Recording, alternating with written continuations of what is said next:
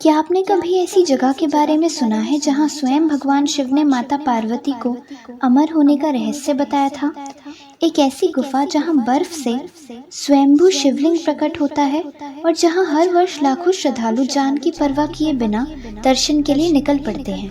यह गाथा है अमरनाथ गुफा की। लेकिन क्या यह सिर्फ एक धार्मिक स्थल है या इसके पीछे छुपा है कोई गहरा रहस्य जिसे आज तक कोई पूरी तरह समझ नहीं पाया? आज हम जानेंगे वो सब कुछ जो अमरनाथ गुफा को एक दिव्य, रहस्यमयी और चमत्कारी स्थान बनाता है। पौराणिक कथाएं, वैज्ञानिक दृष्टिकोण, चमत्कार और वो अविश्वसनीय घटनाएं जो इस गुफा को अद्वितीय बनाती हैं। अमरनाथ गुफा भारत के केंद्र शासित प्रदेश जम्मू और कश्मीर में श्रीनगर से लगभग 141 किलोमीटर दूर स्थित है। यह गुफा समुद्र तल से लगभग 3888 मीटर की ऊंचाई पर स्थित है और साल के अधिकांश समय बर्फ से ढकी रहती है। केवल जुलाई-अगस्त के महीने में श्रावण पूर्णिमा के आसपास गुफा तक पहुंचने का रास्ता खुलता है। लेकिन इस गुफा की सबसे बड़ी विशेषता है यहाँ हर साल प्राकृतिक रूप से बनने वाला बर्फ का शिवलिंग। ऐसा कहा जाता है कि शिवलिंग पूर्णिमा के समय अपने पूर्ण आकार में होता है और कृष्ण पक्ष के साथ साथ धीरे धीरे लुप्त हो जाता है। इसे स्वयंभू शिवलिंग कहा जाता है क्योंकि यह बिना किसी मानवीय प्रयास के स्वयं प्रकृति द्वारा निर्मित होता है। हिमालय का कण कण शिव शंकर का स्थान है। बाबा अमरनाथ को आजकल स्थानीय मुस्लिम लोगों के प्रभाव के कारण बर्फानी बाबा कहा जाता है, जो कि अनुचित है। उन्हें बर्फानी बाबा इसलिए कहा जाता है कि उनके स्थान पर प्राकृतिक रूप से बर्फ का शिवलिंग निर्मित होता है। इस पवित्र गुफा में भगवान शंकर ने भगवती पार्वती को मोक्ष का मार्ग दिखाया था। इस तत्व ज्ञान को अमर कथा के नाम से जाना जाता है, इसलिए इस स्थान का नाम अमरनाथ पड़ा। यह कथा पार्वती तथा भगवान शंकर के बीच हुआ संवाद है। यह उसी तरह है जिस तरह कृष्ण और अर्जुन के बीच संवाद हुआ था। सती ने दूसरा जन्म हिमालय राज के यहाँ पार्वती के रूप में लिया। पहले जन्म में वह दक्ष की पुत्री थी तथा दूसरे जन्म में वह दुर्गा बनी। एक बार पार्वती जी ने शंकर जी से पूछा, मुझे इस बात का बड़ा आश्चर्य है कि आपके गले में नरमुंड माला क्यों है?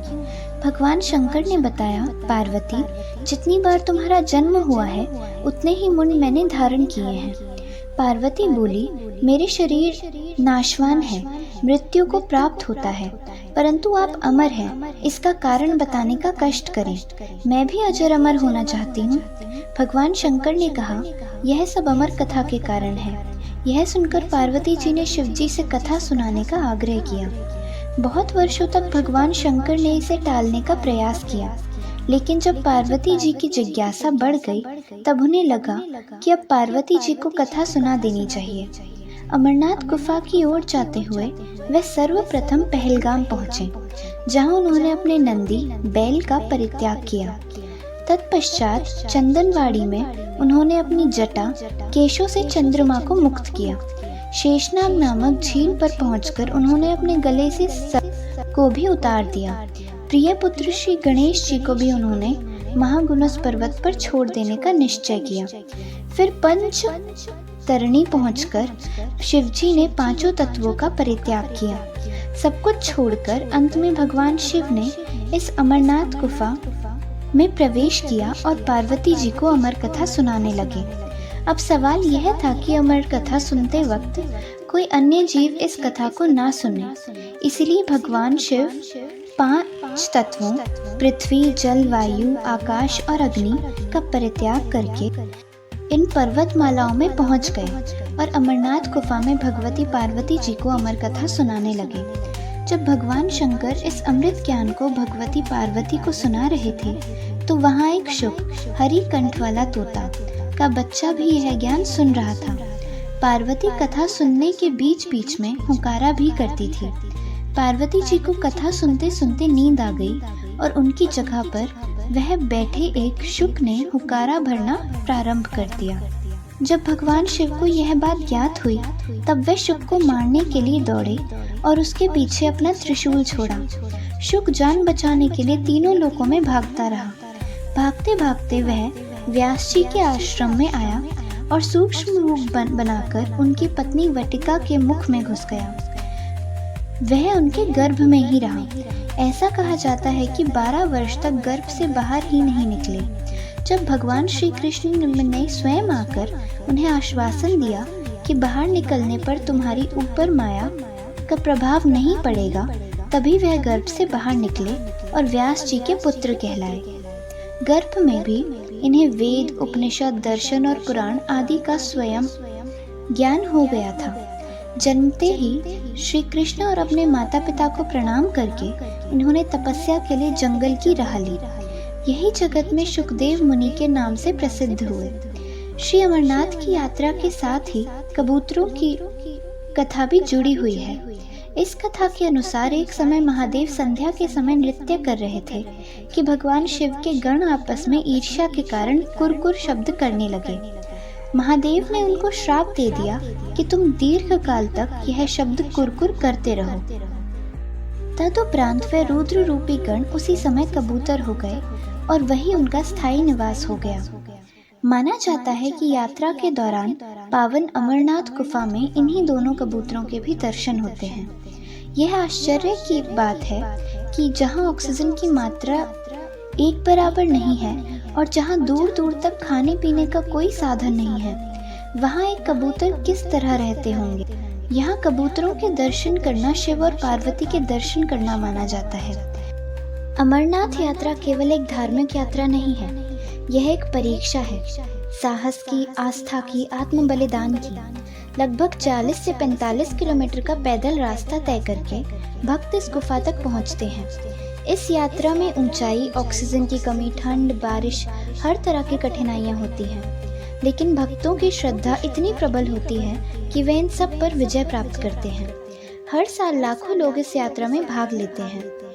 अमरनाथ गुफा का पहला प्रमाणिक उल्लेख 11वीं शताब्दी के फारसी इतिहासकार अलबरूमी के लेखों में मिलता है। कहा जाता है कि गुफा की खोज बटवाल के गडरिया बुटा मलिक ने की थी, जिसे एक साधु ने यह स्थान बताया। बुटा मलिक जब वहां पहुंचे तो उन्हें गुफा और शिवलिंग दिखाई दिया। तभी से यहाँ यात्राएं शुरू हुई। वैज्ञानिक कहते हैं कि यह केवल बर्फ का ढेर है जो विशेष तापमान में बनता है, परंतु विज्ञान इस स्थान की पवित्रता, श्रद्धालुओं की आस्था और उस ऊर्जा को नहीं समझ सकता जिसे लोग वहां अनुभव करते हैं। श्रद्धा और विज्ञान दोनों का अपना स्थान है, लेकिन जो अनुभव, जो ऊर्जा, जो दिव्यता अमरनाथ गुफा में मिलती है वह तर्क से परे है। जब एक 75 वर्षीय वृद्ध महिला 45 किलोमीटर पैदल चलकर बर्फीली चढ़ाई पर भगवान के दर्शन के लिए जाती है, जब एक दिव्यांग व्यक्ति व्हीलचेयर पर दर्शन की जिद करता है, जब एक माँ अपने बच्चे को पीठ पर बांधकर यात्रा करती है, तब समझ आता है कि केवल धार्मिक यात्रा नहीं, यह एक आस्था की परीक्षा है। यह विश्वास है कि भगवान शिव के दर्शन मात्र से सारे पाप नष्ट हो जाते हैं और मनुष्य को मोक्ष की प्राप्ति होती है। भगवान शिव ने माता पार्वती को जो अमर कथा सुनाई थी, उसका सार केवल शारीरिक अमरता नहीं था, उसका असली रहस्य था आत्मा की अमरता, आत्मज्ञान की प्राप्ति। अमरनाथ गुफा एक प्रतीक है बाहरी यात्रा के साथ साथ अंदर की यात्रा का भी। यह गुफा हमें सिखाती है कि यदि हम अपने मन की वासनाओं को त्यागें, तो हम भी उस अमरता को पा सकते हैं जो शिव का स्वरूप है। यह भी अमरनाथ गुफा की रहस्यमय गाथा। अगर आपको यह कहानी पसंद आई हो तो इसे जरूर शेयर करें, कमेंट में हर हर महादेव लिखें और ऐसी ही दिव्य रहस्यमय कथाओं के लिए चैनल को सब्सक्राइब करें। जय भोलेनाथ। धन्यवाद।